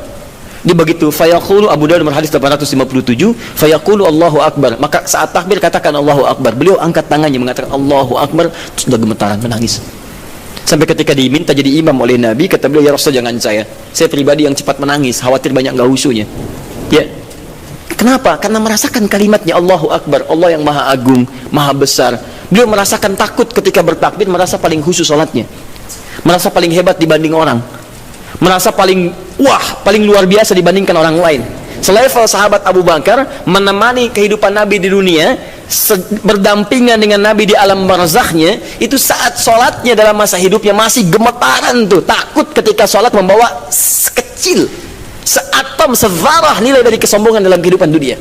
Bahkan takut dalam sholatnya pun diduga orang paling khusyuk, takut, gemetaran sampai gemetar. Bisa nggak suasana itu? Bisa nggak gitu ya? Bisa Ustaz, subuh-subuh di puncak, bahkan sebelum takbir sudah gemetar ya? Bukan itu yang diharapkan, beda. Baik ya, saya sangat yakin kalau Anda paham tentang bacaan-bacaan ini, itu akan beda suasananya. Misal antum yang iftitah baca apa doanya? Allahumma ba'id, ya, riwayat sahabat Abu Hurairah di Al-Bukhari. Paham gak artinya? Saya beri contoh ya, gini, Allahumma ba'id baini wa baina khataya ya kama ba'adta baina al-masyriqi wal maghrib. Allahumma naqqini min al-khataya kama yunaqqa ath-thawb al-abyad min ad-danas. Allahumma ighsilni bil ma'i wath thalji wal barad. Sekarang perhatikan maknanya. Anda paham ini saja, maka ada getaran tersendiri yang menghunjam dalam jiwa kita sehingga menghadirkan rasa kepasrahan yang sangat luar biasa. Perhatikan kalimatnya. Saya contohkan dulu sebentar. Bismillah. Allahumma ba'id baini wa baina khatayaya. Saya tunjukkan dua kalimat saja. Satu ba'id begini, yang kedua khataya. Iya, khataya. Ya, terakhirnya pendek, nggak panjang ya. Ya, saya mulai yang ini dulu. khataya, ya, ini dua kalimat yang disatukan. Kalimat pertama khataya, ini keduanya plus ya kecil, khataya plus ya pendek, ya disatukan. Kalau ini saya naikkan ke atas, saya tuliskan dulu begini, khataya, ini jama' dari kata khata'un. Jama' ini ada dua, satu akhta'un, akhta', yang kedua khataya. Perhatikan, apa artinya khata'? Artinya salah, yang berpeluang memiliki dosa. Khata', salah. Ada di antara kita yang tidak punya salah? Boleh angkat tangan? Saya langsung pulang. Ya, beliau lebih berhak menyampaikan tausiah. Tapi ada yang hari ini kesalahannya sedikit, yang banyak, sangat banyak, saking banyaknya nggak bisa angkat tangan, gitu kan? Baik, sekarang ganti. Ada yang ingin masuk surga, boleh angkat tangan? Saya doakan dipercepat. Baik. Alhamdulillah. Baik. Yang surganya Firdaus boleh angkat tangan? Baik, ini info aja ya, info. Nabi Adam berbuat kesalahan sedikit sekali, sedikit. Nyicipin buah khuldi, keluar dari surga. Antum ngaku salah banyak, pengen masuk. Maka kita harus punya amalan lebih daripada apa yang pernah kita lakukan dari kesalahan. Khata ini salah, sekali salah. Kalau kesalahannya banyak, saya ilustrasikan begini. Kalau ingin mengukur kesalahan, jangan jauh-jauh dulu, tubuh kita dulu. Ini mata nih, mata. Hari ini aja berapa kali salahnya? Salah lihat. Sudah ada istri, dilihat istri orang. Ibu juga begitu, udah ada suami, dia suami orang. Kenapa suami saya nggak seperti ustadz ya? Suami ibu. Ya. Paham ya? Nah, itu baru mata, belum telinga, belum lisan, belum pikiran dan sebagainya. Paham ya? Nah, kalau kesalahannya jadi banyak, tapi masih bisa dihitung, itu akhta namanya. Akhta, salah, tapi masih terhitung. 1, 2, 3, 4, 10. Hari ini 50 salah. Ya Allah, berarti saya harus cari 50 amalan untuk menutup yang salah ini. Salah harus ditutup oleh soleh. Berarti saya harus mengerjakan amal soleh untuk menutup yang salah. Bagaimana caranya? Ingat, cari amalan yang cerdas ya. Cerdas. Yang amalan ringan tapi pahalanya banyak. Kalau kesalahan itu kan 1 kali salah dihitung 1 kan? Tapi kalau amalan kebaikan 1 dihitung berapa? 10. Cari lagi amalan yang berlipat seperti bacaan Quran. Bacaan Quran itu 1 hurufnya 10 kebaikan. Jadi begitu Anda melakukan, tak sadar nih ada kesalahan nih 30 misalnya, begitu Anda baca Quran alif lam mim, yang bukan dosa besar, alif 1 huruf, lam 1 huruf, mim 1 huruf, di hadis Nabi At-Tirmidzi hadis 2910, ya kan? Maka seketika yang kita nggak duga salah itu dihilangkan oleh Allah, hilang. Makanya nggak baca Quran sehari itu rugi. Demi Allah rugi saya katakan, karena dia nggak sadar beberapa kesalahan dia tidak tergugurkan dalam kesehariannya itu. Coba kalau mau hitung-hitung, aduh saya salah 5 nih, berarti harus saya tutup nun, selesai. Bang, itu orang hitungan. Balik sini. Tapi kalau Anda merasa seperti tadi, aduh nggak terhitung nih, banyak kesalahannya, nggak bisa keukur, maka rubah jamaknya menjadi jamaknya yang kathrah, khataya. Jadi ada jam'ul qillah, jama' tapi masih bisa terhitung. Ada jam'ul kathrah di ilmu nahwu, jama' tapi sulit untuk dihitung saking banyaknya, banyak. Rubah kalimatnya dari akhta jadi khataya. Paham? Nah, terus Anda ngaku, saya memang mengakui ya Allah banyak salah seperti tadi itu. Ngaku banyak, mata salah, telinga salah, kaki salah, semua salah ya Allah, saya ngaku banyak salahnya. Amal saya sedikit. Kalau Anda mengakui kesalahannya, tambahkan ya kecil di ujung kalimat khatayanya. Maka khataya ya. Jadi kalau kalimat itu disatukan khataya ya, maknanya saya mengakui saya banyak salahnya. Nah, kalau Anda ingin dihapuskan, dijauhkan dari kesalahan itu sejauh-jauhnya, maka sesuatu yang dijauhkan sejauh-jauhnya bahasa Arabnya ba'id. Ada tasydid ba'id, ada pakai alif ba'id. Kalau tasydid begini, ini di ilmu lugah ya, ba'id ada tasydidnya ini. Itu artinya jauhkan tapi masih kelihatan. Wallahi ikhwah ba'id as-sa'an nih. Teman-teman tolong jauhkan jam itu dari saya. Anda jauhkan misalnya, tapi saya masih lihat, itu pakai tasydid, ba'id. Tapi kalau sudah pakai alif, ba'id, itu artinya jauhkan sejauh-jauhnya sampai saya nggak bisa lihat lagi. Perhatikan kalimatnya, teman-teman. Ketika Anda mengatakan Allahumma ba'id baini wa baina khataya ya kama ba'adta bainal masyriqi wal maghrib. Bagaimana cara menerjemahkannya? Ya Allah, saya akui di salat ini bahwa saya banyak berbuat salah. Saya akui, ya Allah, saya akui. Tapi saya mohon dengan sifat-Mu yang maha pengampun, tolong jauhkan saya dengan kesalahan-kesalahan ini sejauh-jauhnya. Saya nggak pengen lihat lagi sampai kiamat. Karena sekecil apapun kesalahan kita, itu akan ditampakkan. May ya'mal mithqala dzarratin khairan yarah, wa may ya'mal mithqala dzarratin syarran yarah. Yang baik ditampakkan, yang buruk pun diperlihatkan. Dia nak katakan dalam salat, saya ngaku saya salah, ya Allah, sebelum salat ini saya ngaku saya banyak salahnya. Tapi Engkau maha pengampun, saya mohon ya Allah, jauhkan dari saya nggak pengen lihat lagi sampai kiamat, mohon ya Rabb. Jauhkan seperti Engkau jauhkan antara timur dengan barat yang tidak pernah bertemu. Maka saya pun tidak ingin bertemu lagi dengan kesalahan-kesalahan saya nanti. Itu poinnya. Makanya kalau Anda kaitkan lagi dengan tips salat khusyuk dalam Quran, kan di Quran itu, di Quran surah kedua ayat 45 sampai 46, orang khusyuk itu merasa bahasa singkatnya saat akan salat, mungkin itu salat terakhir bagi dia. Wa annahum ilaihi raji'un. Ya, dan mungkin saat itu dia akan kembali kepada Rabbnya. Makanya kata para ulama, kalau Anda ingin salatnya khusyuk, mungkin bayangkan saat itu saat salat terakhir Anda, mungkin diwafatkan dalam keadaan sujud. Itu paling indah. Kita tidak menduga kapan dan dalam suasana pada kita meninggal. Saya lihat beberapa hari ini dikirim video, Masya Allah, ada yang sedang berdiri, tiba-tiba merasa sesuatu, terus dia sujud, terus tidak bangun lagi. Dan kita tidak tahu dalam suasana apa kita akan wafat. Mau salat meninggal dalam keadaan sujud? Nanti asar ya? Masya Allah. Sini belum selesai. Nah ini ya. Masya Allah. Itu pun kalau meninggal, kalau tidak ya bukan pilihan. Tapi kita bisa memilih dalam keadaan apa kita wafat. Kita tidak bisa mengetahui kapan kita wafat, tapi kita bisa menyiapkan diri dalam suasana apa kita wafat. Kata para ulama, kalau Anda ingin selalu baik, maka rasakan dan bayangkan saat terfikir berbuat maksiat, rasakan seketika Allah akan mewafatkan Anda pada saat itu. Maka demi Allah Anda akan dijaga dalam kebaikan. Antum kembali ke kantor sekarang, ada yang ngajak korupsi misalnya, disogok, bayangkan saat disogok Anda wafat. Apa tidak malu Anda ikut ta'lim, ikut ini, wafat dalam keadaan menerima sogokan? Ketika Anda ingin menghujat orang lain lewat tulisan, lewat kata-kata, bayangkan saat menghujat Anda diwafatkan. Ya, apa tidak malu ikut ta'lim tiap waktu tapi diwafatkan dalam keadaan mencela orang lain? Sayang. Nah, maka itu yang saya katakan, ba'id, Anda paham itu saja, satu saja, maka Anda rasakan, ya Allah, saya banyak salah. Bagaimana kalau saat ini salat terakhir saya? Dalam sujud ini wafat, saya masih membawa kesalahan, mohon ya Allah, saya mohon ampuni saya, jauhkan saya dengan kesalahan-kesalahan yang pernah saya lakukan. Seperti Engkau jauhkan dari timur dengan barat. Ini yang menjadikan sahabat Abu Bakar belum mengucapkan ini saja sudah menangis terseduh. Dan kita ada di mana?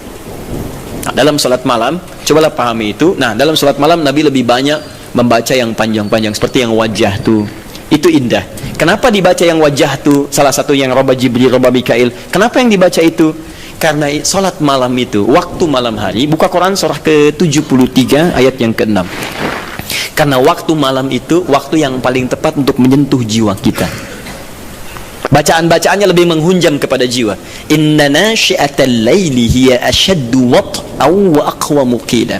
Sungguh bangun malam, salat malam itu asyaddu wat'a, lebih menyentuh kata-katanya kepada jiwa kita. Wa aqwamu qila, dan kalimat kita itu lebih meresap pada jiwa. Nggak percaya silahkan Anda bangun malam ya, bandingkan dengan sholat siang, itu lain khusyuknya. Akan terasa nikmat malam. Kalimat-kalimatnya cepat menyentuh pada jiwa kita. Makanya mencari kalimat-kalimat, doa-doa, bacaan-bacaan yang sentuhan ke jiwanya lebih dalam. Wajjahtu wajhiya lilladzi fatara as-samawati wal arda hanifan muslima wa ma ana minal musyrikin. Duhai Allah, malam ini aku bangun, ku hadapkan sepenuhnya diriku ya Allah, aku pasrahkan kepadamu penguasa langit dan bumi. Aku berjanji tidak akan musyrik selama hidup ya Allah. Inna salati wa nusuki wa mahyaya wa mamati lillahi rabbil alamin. Duhai Allah, sungguh salatku malam ini, semua ibadahku, hidupku, atau Engkau wafatkan aku di malam ini, wa mamati, atau Engkau wafatkan aku di malam ini. Saat Anda bangun malam jam 2, terus ada kalimat itu Anda ucapkan dan Anda paham artinya, atau Engkau wafatkan aku di malam ini ya Allah, lillahi rabbil alamin. Hamba ikhlas kalau itu sudah ketetapanmu Tuhan penguasa alam. La syarika lahu bidzalika umirtu ana minal muslimin. Dan saya ikrarkan mulai hari ini ya Rabb, saya tidak akan berbuat dosa-dosa apalagi musyrik, Dan seperti itu saya diperintahkan, saya komitmen mengerjakan hamba yang terbaik. Wa anna minal muslimin. Dan kalau saya diberikan kesempatan untuk hidup esok hari atau sekarang saya wafat, saya berjanji akan jadi orang Islam yang lebih baik lagi. Saya akan makin patuh. Makanya kalau orang baca iftitah atau istiftah dengan bacaan ini dan tidak lebih baik setelah sholat, ada yang salah dengan kata-katanya. Tapi itu indah saat dibacakan di malam hari. Cobalah malam bangun, hadirkan suasana itu, baca dengan baik, dan itu nyaman ke jiwa kita. Ya, kita lebih butuh kalimat-kalimat itu untuk menyentuh jiwa dibanding kesibukan. Sekarang malam itu dibuat seperti siang. Padahal kata Quran, wa ja'alna al-laila libasa wa ja'alna an-nahara ma'asya. Malam itu kami desain kata Allah untuk istirahat, siang untuk aktivitas. Sekarang orang dipaksa beraktivitas di malam hari. Ya, maaf ya, yang Piala Dunia itu mereka masih siang, kita yang nontonnya malam. Kita yang malam, mereka siang. Jadi kalau teman-teman Anda bisa memutar kembali apa yang Anda bisa lihat siang harinya, kenapa Anda korbankan waktu malam Anda? Karena setiap metabolisme tubuh kita itu ketika diporsir untuk beraktivitas, dia akan menuntut gantinya. Malam istirahat, Anda 7 jam, Anda pakai 2 jam aktivitas, besoknya dia nuntut 2 jam untuk istirahat. Supaya ada kebiasaan perputaran bagian dari tubuh kitanya. Karena itu coba kita pahami ya, orang-orang di luar itu desainnya luar biasa. Kita dipaksa untuk mengerjakan sesuatu yang mereka nggak lakukan. Kayak rokok misalnya. Ya, pengusaha rokok, pembuat rokok di luar, mereka nggak merokok, dikirim ke kita. Itu yang repot gitu kan. Kadang-kadang kita harus melihat dengan lebih dalam untuk memahami bahwa ada sesuatu yang harus kita saring kembali. Jangan mencela orang lain, itu strategi mereka. Tapi kita bisa memilih untuk mendapatkan yang baik atau meninggalkan yang buruk dalam kehidupan. Jelas ya? Baik. Ini yang iftitah surah terakhir, dan saya berhenti di sini, dan saya mohon maaf barangkali ini bagian terakhir dari sesi bahasan. Untuk sementara saya tidak membuka tanya jawab dulu karena kami jam 3 harus sudah berada di Bekasi untuk bisa menyerahkan beberapa teman-teman yang akan berangkat haji pada tahun ini. Persyaratannya kami koordinasikan, itu harus diserahkan hari ini ya, jadi mohon pengertiannya ya teman-teman sekalian. Surah terakhir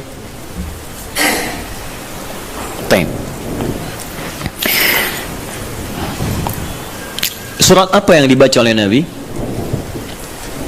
Secara singkat, ada tiga jenis surah yang umumnya dibacakan oleh Nabi SAW dalam kesempatan salat malamnya. 3 jenis surah. Alhamdulillah. 1, surat yang ringan. Surat yang ringan.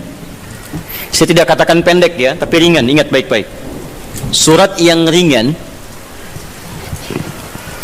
yang diisyaratkan bagi para pemula yang menunaikan salat tahajud.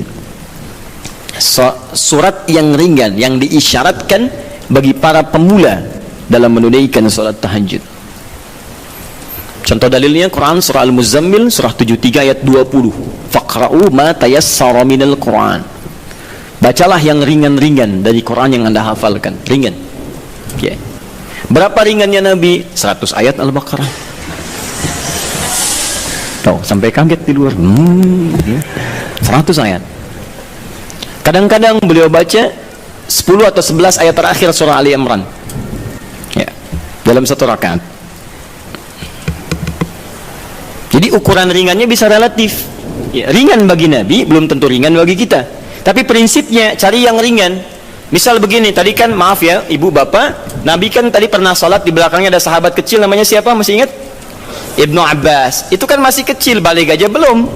Ya, mau dinaikkan surat yang panjang susah. Makanya dibaca yang ringan. Pada saat itu riwayat yang muncul ketika sholat di belakangnya Ibnu Abbas itu Ali Imran 10 ayat terakhir. Ya, bahkan dari 11 ayat terakhir yang inna fi khalqis samawati wal ard dan sampai ujung ayatnya. Ya, ringan. Maka dari itu ketika Anda misal mendidik anak salat malam, bangkit di malam hari tiba-tiba dia ikut, jangan baca yang panjang-panjang. Anak Anda 5 tahun bangun, lihat Anda salat, mama salat, pengen ikut, Allahu Akbar, ya Allah, alhamdulillah anak saya ikut, mumpung ikut Al-Baqarah. Akhirnya kesan pertama bagi dia, salat malam itu sulit. Di begitu Anda melihat anak Anda ikut misalnya yang kecil atau misalnya yang besar tapi belum biasa berdiri lama, peringan salatnya, wadduha. Sehingga ada merasa enak dia, oh ternyata salat malam itu nggak panjang-panjang, cuman ad-duha. Besoknya alam nashrah, lebih pendek lagi. Besoknya al-falaq, Masya Allah, naik lagi. Tadinya ikut 2 rakaat, besoknya 4 rakaat, 6 rakaat. Begitu 11 rakaat, stabil mulai. Al-Baqarah, Ali Imran, An-Nisa. Kalau dia akan bertanya, mah bosan kok Abduha terus, cari yang lain dong. Anda naikkan Al-Baqarah ya, nggak apa-apa. Bismillah, naik. Dan itu indah. Itu indah. Paham ya? 2. Sudah? Surah yang tersusun dalam Al-Quran, surah-surah yang tersusun dalam Al-Quran secara tertib dengan tujuan mengulang yang dihafal atau memperbanyak yang dibaca. Dengan tujuan mengulang yang dihafal atau memperbanyak yang dibaca. Kalau yang tadi yang ringan-ringan, sekarang justru terbalik, panjang. Jadi panjangnya ini diurutkan. Jadi kalau ada yang sudah hafal Quran, maaf ya, sudah hafal, maka jangan tinggalkan tahajud. Ciri penghafal Quran itu nggak meninggalkan tahajud. Nah, dalam tahajudnya dia mendesain salatnya itu untuk mengulang hafalan. Itu yang dikerjakan para sahabat. Bahkan ada yang semalam 30 juz. Ada yang semalam misalnya 1 juz dulu. Saya target 30 malam, misal 30 juz, tiap malam 1 juz. Boleh. Silahkan. Sekarang Al-Baqarah juz pertama, ya, dari Al-Fatihah sampai Al-Baqarah 141, misalkan. Kemudian malam keduanya 142 sampai 253. Teruskan lagi 252. Selanjutnya 253 sampai Ali Imran, terus An-Nisa sampai 30 malam 30 juz dia selesai. Itu boleh. Ya. Atau misalnya semalam 5 juz, boleh. Karena itu dia. Jadi kalau Anda sudah terbiasa menghafal Quran, sehari bisa 5 juz, Bu, Pak. Ya, mengulangnya itu, usahakan ulang. Jadi subuh 1 juz, zuhur 1 juz, asar 1 juz, maghrib 1 juz, isya 1 juz. Kalau tidak mau capek dibagi 2, setengah juz sebelum subuh, setengah juz setelah subuh. Terus sehari 5 juz, mulai hari Sabtu, hari Ahad 10 juz, Senin 15 juz, Selasa 20 juz, Rabu 25 juz, Kamis 30 juz, Jumat berdoa kepada Allah. Khusus berdoa, tidak mengulang. Jumat itu doa minta, ya Allah, Engkau minta salat, saya salat. Engkau minta menghafal, saya menghafal. Engkau minta mengulang, saya mengulang. Engkau minta berdoa, sekarang saya bermohon kepadamu, ya Rabb. Kalau saya sudah salat, saya sudah berinfak, sudah menghafal Quran, belum Engkau kabulkan juga, maka mohon tunjukkan pada saya dengan cara apa lagi saya mesti bermohon kepadamu. Maka doa penghafal Quran ketika dia bisa khatamkan dalam 6 hari itu, Jumatnya mubarakah untuk dia. Itu yang disebut oleh orang Arab Jum'ah mubarakah, Jum'ah mubarakah. Semoga Allah turunkan keberkahan. Nanti yang Anda hafalkan sampai Isya itu diulang, malamnya pakai dalam tahajud. 5 juz dibagi misalnya 10 rakaat, ya, 1 juznya 1 rakaatnya setengah juz. Rakaat terakhir witir misalnya, ya, atau silahkan bagi ke 23 rakaat atau yang lainnya. Intinya adalah silahkan ulang-ulang hafalan atau sengaja untuk memperbanyak bacaan di malam hari. Anda hafal Al-Baqarah, pengen dipakai tahajud, boleh. Ya, Al-Baqarah 286 ayat bagi 11 misalnya rakaat, silahkan, sah. Untuk memperbanyak dan mengulang bacaan. Paham? 3. Ini jenis yang terakhir, dan ini yang sangat jarang dilakukan. Padahal Nabi itu banyak disebutkan dalam riwayat sering mencontohkan ini. Memilih surah-surah yang sesuai dengan keperluan Anda, kebutuhan Anda. Memilih surah-surah yang sesuai dengan kebutuhan Anda, keperluan Anda. Tadi saya katakan di awal, semua surah Al-Quran itu adalah didesain sebagai pedoman hidup kita. Jadi semua masalah kita solusinya ada di situ. Saya pernah bacakan di awal jumpa kita banyak ayat di Quran tentang hidup kita. Nah, kenapa Anda saat malam tidak bermohon kepada Allah lewat sholat Anda? Maaf teman-teman, Bapak Ibu sekalian, dengan membaca surah yang terkait dengan kebutuhan Anda. Misal Anda yang sedang mencari nafkah, kenapa tidak baca ayat-ayat tentang nafkah di Quran? Minta dimudahkan, kan ada. Di Al-Baqarah 168, Al-Baqarah 172, Al-A'raf ayat ke-96 misalnya, tentang rezeki di Quran 151 ayat ke-22 misalnya, ada semua. Anda yang sedang kesulitan misalnya di rumah dan sebagainya, kenapa nggak baca ayat-ayat tentang kemudahan? Ya, mudah urusan rumah, misalnya Quran surah ke-4 ayat 34, 35, itu kan kalau ada persoalan minta kepada Allah solusinya. Kemudian ada di Quran surah ke-65 ayat 2-3 tentang masalah-masalah yang umum. Anda yang di birokrasi, sekarang banyak orang, saya tuh bingung ya, kalau masa-masa pemilihan tuh banyak mengerjakan hal yang tidak perlu. Padahal kata Quran itu di Quran surah 3 ayat 27 kan jelas. Dari 26 sebetulnya sampai 27-nya. Jelas. Qulillahumma malikal mulki tu'til mulka man tasya' wa tanzi'ul mulka mimman tasya'. Katakan kekuasaan itu hanya milik Allah. Allah berikan pada siapa yang kehendaki. Jadi kalau ada orang baik diberikan supaya kebaikannya menyebar pada rakyatnya. Kalau ada orang jelek kemudian dia bisa naik, untuk ditunjukkan ada yang salah di tempat itu harus diperbaiki supaya dia bisa diganti dengan yang lebih baik. Itu maksudnya. Tapi kekuasaan itu Allah yang tetapkan. Makanya orang-orang yang pandai itu dia akan mendekati Allah. Dia akan memohon supaya diberikan petunjuk. Kalau diberikan, dia lakukan hal-hal yang baik. Maka mendekat dia, baca ayat-ayat itu. Sebetulnya kepala-kepala yang calon pilkada, calon pemimpin dan sebagainya, calon kepala daerah dari mulai yang ringan sampai yang besar, kalau dia paham tentang ayat itu, dia bangun malam, dia minta petunjuk kepada Allah. Itu titipan. Karena kalau cuma jadi pemimpin, Firaun pun pemimpin. Tapi kepemimpinan Firaun diabadikan bahkan dalam Al-Quran sebagai contoh, karena itu belum tentu mengantarkan dia ke surga. Hati-hati. Ada orang diberikan kedudukan, dengan itu dia bisa ke surga. Ada orang diberikan harta, dengan itu dia bisa ke surga. Ada orang diberikan pengetahuan, bekal itu untuk ke surga. Ada orang yang hanya diberikan tenaga, karena itu yang membuat dia ke surga. Bilal mendapatkan tenaga, dengan itu dia pakai adzan. Ali mendapatkan pengetahuan, dengan itu dia pakai berdakwah. Baik, sebagian sahabat mendapat kedudukan, di antara mereka ada Umar bin Khattab. Ya, dipakai untuk mengantarkan ke surganya. Yang harta benda seperti Abdurrahman bin Auf. Tapi jangan lupa, ada Firaun yang pernah mendapatkan kedudukan, diberi contoh, tapi tidak bisa mengantarkan ke surganya. Ada Qarun yang ketika dia punya harta hanya dipakai foya-foya. Jadi kalau orang sekarang hanya ingin ikutan foya-foya, dia ketinggalan, telat dia. Keduluan Qarun. Katakan pada orang kaya, ya ibu-ibu sosialita misalnya, yang cuman gosip datang macam-macam. Kalau cuman begitu, katakan terlambat. Sejak zaman Nabi Yusuf sudah ada sosialita yang cuman gosip. Kumpul-kumpul, katanya di sini ada orang gantengnya, sampai kejebak kan situ. Oh, tuh, emang dia nggak tahan. Yusuf keluar, begitu keluar, wah, mahadza basyarin hadza illa malakun karim. Ini sih bukan manusia, ini malaikat yang sedang menyamar. Ganteng-ganteng Nabi. Oh, orang sekarang ganteng-ganteng serigala. Digosipin lagi. Tuh, udah ada kasusnya banyak. Jadi untuk apa kalau cuma kumpul-kumpul nggak ada kerjaan, harta dibanggakan? Cari ayatnya. Begitu Anda dihadapkan pada suasana itu, baca. Malamnya bangun, sujudnya lamakan, suratnya pilih yang sesuai. Teman-teman yang mau menikah, ya, yang belum ada jodoh misalnya, kan cari ayat-ayat supaya Allah bimbingkan. Ya, calon-calon yang bagus. Kalau laki-laki pasti perempuan calonnya. Cari ayat perempuan-perempuan yang baik, atau sebaliknya. Ada Quran 51 ayat 49, gitu kan? Ada Quran surah 49 ayat ke-13, gitu kan? Ada kalau mendekat ke pernikahan, Quran surah 30 ayat 21. Anda ingin samara, tapi ayatnya nggak pernah dikaji. Ya, walaupun istri Anda calon yang namanya samara, tapi kalau nggak pernah dibaca ayatnya, mustahil baca. Quran surah 31 ayat 30 ayat 21 baca. Yang belum nikah, ya. Orang bilang jomblo, nggak apa-apa. Anda jomblo fisabilillah, ya. Berusaha untuk mendapat yang terbaik. Jomblo dibagi 3, jomblo fisabilillah, jomblo syariah, dan jomblo sengketa. Ya. Nanti kita bahas lain waktu lah bagi yang belum menikah. Baik. Jomblo sengketa itu pilihannya banyak tapi belum bisa menentukan, ya, sehingga jadi persoalan. Kenapa jadi ke situ? Jadi itu intinya, ya. Itu intinya. Cari, kalau belum bisa, cari indeks-indeks ayat-ayat Quran, di indeks-indeksnya apa, pelajari itu, dan contohnya banyak di hadis-hadis Nabi sallallahu alaihi wasallam atau amalan-amalan para sahabat. Bahkan Nabi Zakaria ketika salat di mihrabnya Maryam itu, apa yang beliau baca dalam salatnya? Beliau memohon supaya diberikan karunia keturunan.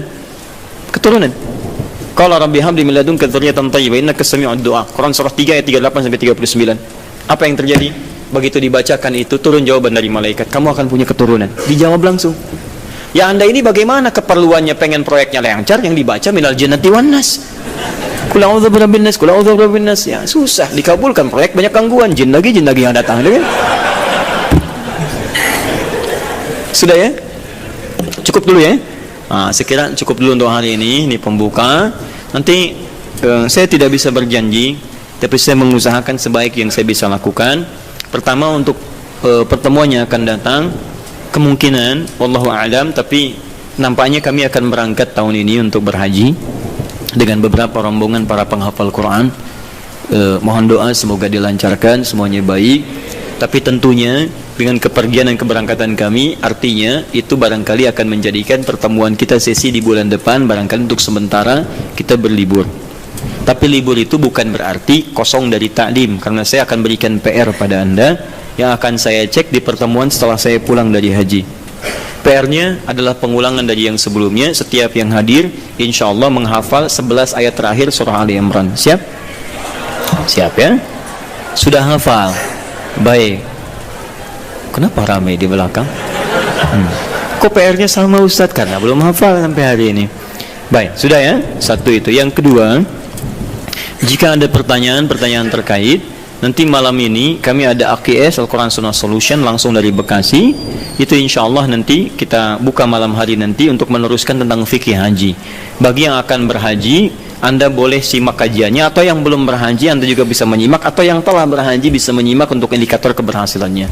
Nah, kemudian berita yang ketiga, insya Allah kami akan mengadakan manasik akbar bagi siapapun yang ingin belajar tentang manasik haji. Bagi yang sudah, yang akan berangkat, atau yang belum. Kemungkinan waktunya Sabtu yang akan datang lagi, tanggal 21 pagi hari. Ya, nanti kami akan update kembali waktunya. Tempatnya di Bekasi, kami siapkan miniatur dan seterusnya. Yang terakhir ini yang paling penting, kami sudah siapkan, insya Allah kita sedang menyiapkan betul, mungkin tanggal yang sesuai kami akan launching tentang syiar Al-Quran. Kami akan membuka pusat Al-Quran, ya namanya At-Taisir Learning Center, pusatnya di Bekasi. Tapi nanti kami akan membuka kesempatan bagi teman-teman sekalian, termasuk pemirsa dimanapun Anda berada, di seluruh wilayah Indonesia, bahkan di luar negeri, jika ingin membuka kemudian dari turunan-turunan itu, komunitas misalnya yang tersambung ke tempat kami, itu silahkan kami perkenankan, nanti kami kirimkan silabusnya, bahan pendidikannya, dan juga turunan-turunan mushafnya. Nanti ada 3 program. Pertama, pengentasan buta baca Al-Quran. Mushafnya kami siapkan, tahun ini kami cetak 125.000 mushaf. Kemudian yang kedua, ada untuk pendalaman makna Al-Quran, bahkan dari perkata, kami juga cetak 125.000 eksemplar. Dan yang ketiga, untuk menghafalkan Qurannya dengan metode At-Taisir. Kita akan kemudian korelasikan dan lingkarkan ke seluruh wilayah-wilayah khususnya di Indonesia. Nanti teman-teman yang siap untuk ikut, nanti boleh nanti buka komunitas saja. Tempatnya nggak usah diwakafkan. Anda aja yang rawat itu semua. Nanti kita linkkan ke tempat kami, kita kirimkan kurikulum dan kita berikan pelatihan-pelatihan. Itu kelas pertama. Launching kelas kedua, insya Allah dalam pekan ini akan dilaunchingkan kelas Quran, kelas kehidupan Quran yang pernah kami sampaikan dulu. Itu nanti ada kelas dokter, kelas pengusaha, kelas macam-macam, itu ada di situ, dan itu akan menurunkan ayat-ayat Quran sesuai dengan profesi. Misal Anda yang mahasiswa, apa saja ayat-ayat bimbingan dalam belajar, nanti ada kelasnya khusus. Anda akan dididik tentang turunan makna Al-Quran, tentang bagaimana cara belajar sesuai dengan petunjuk Quran dan Sunnah. Ya, misalnya yang dokter, silahkan dokter nanti masuk kelas dokter, itu dibagi sub lagi. Nanti ada dokter tentang jantung. Kemarin kami sudah diskusi dengan dokter jantung, hasilnya hebat. Ya, apa kaitan zikir dengan suasana jantung? Beliau uji sampai beliau cek, ada alatnya Pak, alatnya kecil ya, dan kami sudah diskusi. Jadi beda, bahkan beliau cek lintas agama. Ada yang dicek misalnya agama A, agama B, agama C, dan luar biasa. Begitu yang lain diminta untuk beribadah menurut kepercayaannya, itu tidak mencapai tingkat standar dalam tingkat ketenangan hati. Dicek hatinya, dadinya, macam-macamnya. Tapi ketika seseorang sholat, itu melebihi standar dari yang telah ditetapkan dari aspek ketenangan pada jiwa. Nanti akan digali. Dokter mata misalnya, bagaimana petunjuk mata di Quran? Saya pernah nanya dokter mata, dok, apa ukuran mata yang sehat? Diskusi ya teman-teman. Oh, Ustadz, kalau matanya bagus, jelas, tidak ada bayangan, tidak ada penghalang, itu sehat. Saya bilang, saya banyak temukan yang seperti itu dok, sehat, bagus, gak pakai kacamata, tapi dia gak bisa bedakan mana sendal dia, mana sendal orang lain. Itu kenapa? Wah, itu saya bingung Ustaz. Ya, itu nanti kita dudukkan di satu kelas dan seterusnya ya. Nanti yang seperti itulah ya. Mudah-mudahan saat memberikan resep tidak hanya diberikan minum obat ini, tapi dia katakan Quran surah sekian ayat sekian, baca lagi. Itu yang kami sampaikan. Kalau ada benar itu semua dari Allah sebagai titipan, sebagai petunjuk kebenaran Rasulullah SAW. Kalau ada yang salah itu mutlak dari saya pribadi. Anda boleh sampaikan untuk saya, kemudian perbaiki dengan segala kerendahan hati. Kalau menemukan kesalahan cukup ditinggalkan, ambil pendapat ustaz lain yang lebih baik. Tapi kalau Anda menemukan kebaikan, silahkan amalkan, karena Allah sedang mencintai Anda untuk menjadi pribadi yang lebih baik. Jika Anda belum sempat berlomba dengan orang soleh untuk meningkatkan ketaatan, maka berlombalah dengan para pendosa untuk bertobat dan beristighfar kepada Allah Subhanahu wa taala. Saya mohon pamit dan mohon izin saya diberikan kelapangan untuk menuju kendaraan supaya mudah sampai ke tujuan, karena kami sangat ditunggu pada hari ini. Subhanakallahumma wa bihamdika asyhadu an la ilaha illa anta astaghfiruka wa atubu ilaik. Wa akhiru da'wana alhamdulillahirabbil alamin wal 'afwu minkum. Assalamualaikum warahmatullahi wabarakatuh.